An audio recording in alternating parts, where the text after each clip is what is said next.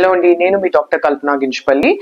Cryo freezing అంటే egg preservation గురించి ఈ రోజు మనము మరిన్ని విషయాలు తెలుసుకుందాం. ఈ ఫ్రీజ్ చేసిన ఎగ్స్ వల్ల ప్రెగ్నెన్సీ 100% గ్యారంటీ అంటే అసలు కాదు. ఎందుకంటే ఒక 2 నుంచి 12% మందికి మాత్రమే ఈ ప్రెగ్నెన్సీస్ అనేవి సక్సెస్ఫుల్ అవుతాయి. దీనికి ఎన్నో కారణాలు ఉన్నాయి. మొట్టమొదటిది ఏంటంటే ఎగ్స్ ప్రిజర్వేషన్ ఏజ్.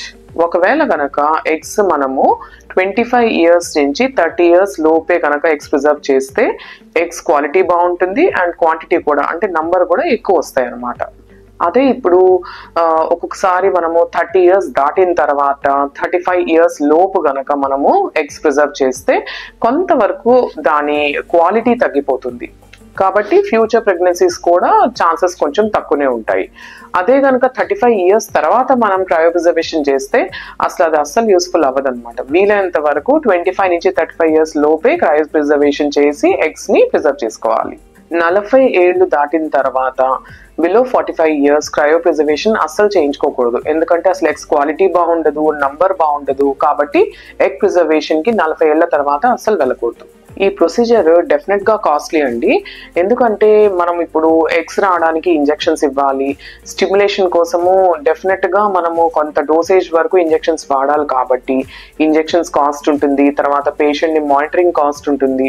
ఒక్కొక్కసారి హైపర్ స్టిమ్యులేషన్ సిండ్రోమ్ అని వస్తుంది అనమాట. అదొక సైడ్ ఎఫెక్ట్ దీనికి.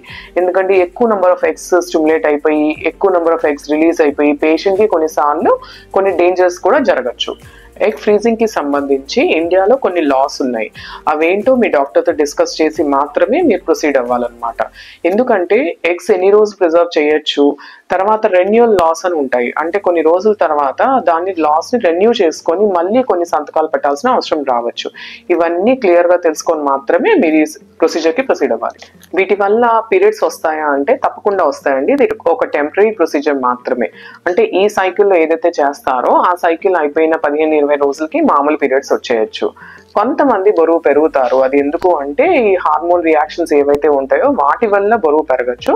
కానీ మనం మళ్ళీ దాన్ని కంట్రోల్ చేసుకొని నార్మల్ వెయిట్ కి రావచ్చు. For further details, please follow my page on Facebook, YouTube and Instagram. Thank you.